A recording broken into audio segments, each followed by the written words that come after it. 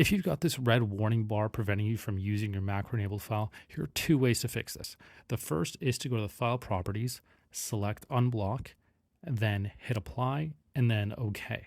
Now, when you open up the file, you're not going to see that red bar anymore. You're going to see the normal yellow bar where you can just enable content and use your file as you normally would.